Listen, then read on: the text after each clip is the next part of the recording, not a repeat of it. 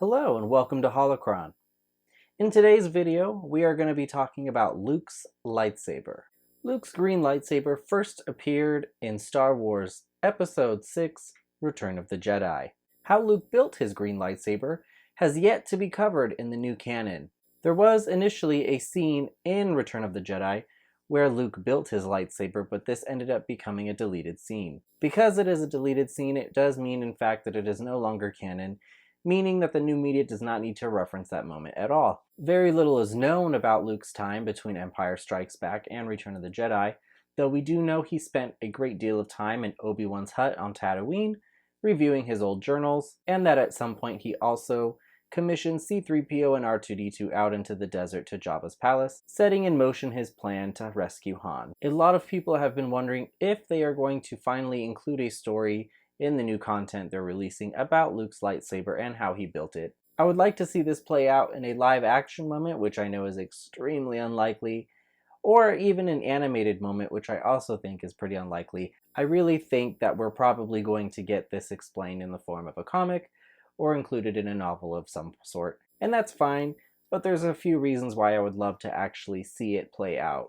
How and why Luke's crystal is green has been left up to nothing but speculation at this point, since they haven't talked about it in the new canon. However, there are a lot of fan theories circling around for how he gets that crystal.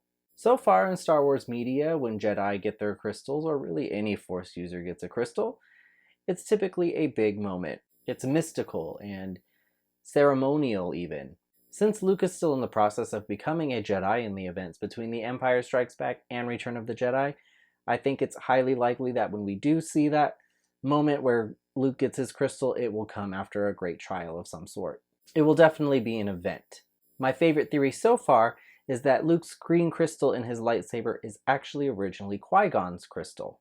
Being the master and mentor to Obi-Wan Kenobi, the theory goes that when Qui-Gon was killed on Naboo in The Phantom Menace, Obi-Wan somehow was able to save Qui-Gon's crystal. If this is true, this means that it's highly likely that Obi-Wan kept it in his little hideaway on Tatooine, meaning it's there when Luke is actually still going over Obi-Wan's journals. Going off of the films alone, it does look kind of weird that Luke begins his training essentially in The Empire Strikes Back with Yoda, only to leave before it's complete, but vowing to return to finish it.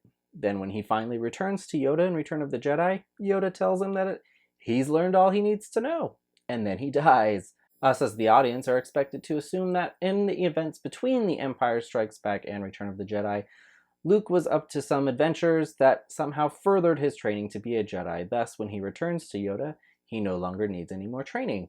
So I personally would love to see that as he's going over these journals, somehow he comes into contact with Qui-Gon himself. We've seen Qui-Gon reach out before to Obi-Wan and other Jedi like Yoda, also being the Jedi that actually helps get Yoda the training he needs to become immortal and a Force ghost, just like Obi-Wan and the other Jedi so far that we've seen in the canon. Most of the time, Qui-Gon can't take the form of a Force ghost, as his training was incomplete when he was killed on Naboo. However, when in locations that are strong with the Force, like on Mortis, he does appear to have the ability to take some sort of form.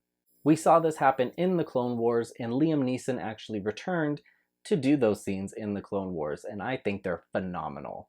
I don't think anybody could play Qui-Gon like Liam Neeson, and I would love to see him return in some way to communicate with Luke. Again, I think it's highly unlikely that we really actually will see this moment happen in a show or in a live action series of some sort. I just at this time don't really see where they would fit that in.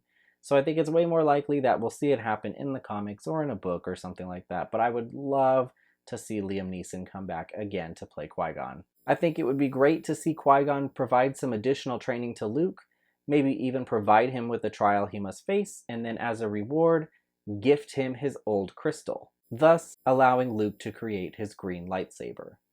I think especially when comparing Luke to Anakin in terms of their journey, their training, and their relationship with the Force, I think part of the success of Luke compared to the failure of Anakin is in large part to where they get their training. When Anakin is trained by Obi-Wan, Obi-Wan keeps him to himself pretty much all the time. Also, Obi-Wan was really the only one to train Anakin, and Obi-Wan was very strict in how he did so, never really letting Anakin explore the Force in his own way. This is a drastic contrast to how Qui-Gon probably would have trained Anakin, as Qui-Gon was known and was reprimanded for being a lot more open-minded with the Force and the ways of the Jedi.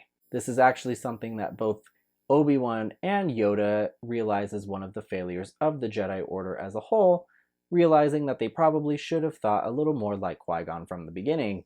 Luke, however, was not only guided by Obi-Wan, but he also was mainly trained by Yoda. However, by the end of The Empire Strikes Back, Yoda has kind of failed to really get through to Luke. Luke's still deciding to do whatever he wants to do to go off and save his friends, despite not even finishing his training. I think Luke, having encountered Qui-Gon, would provide a much better perspective of the Force for Luke, and actually explain why Luke is the way he is when we see him in Return of the Jedi, having already become more Jedi-like and a little more refined in his skills in the Force, especially before he goes back to meet Yoda. I also think it makes his moment with the Emperor, where he stands up against him, refusing to join the dark side, way more impactful, with the Emperor assuming that he's going to succeed just like he did with Anakin. Anakin, however, was really only given two very extreme options in terms of how he learns about the Force. One with Obi-Wan, which was very strict and very by the book in terms of the Jedi Order, and then Darth Sidious, which is of course very, very dark and very, very destructive. Luke, however, has been trained by multiple people at this point with very different views of the Force and the way the Jedi should be, thus making him a much more well-rounded Jedi when Palpatine finally gets to him than perhaps Anakin was. I think it would be a nice way to round up the trilogy and also tie it in with the prequel trilogy, and I also think it would be a really nice piece of Luke's training and his journey to being a Jedi. And just a side note, I would also love to see Liam Neeson return as Qui-Gon in some form for The Rise of Skywalker, assuming we're going to get that epic Force Ghost Con a lot of fans are hoping we get in the final film. But what do you guys think? How do you feel about Luke's green lightsaber and how it came to be? What are your theories? Let me know in the comments below. That's going to do it for today's video, but make sure you hit that subscribe button so you don't miss anything coming out of the channel. And may the Force be with you. See you next time.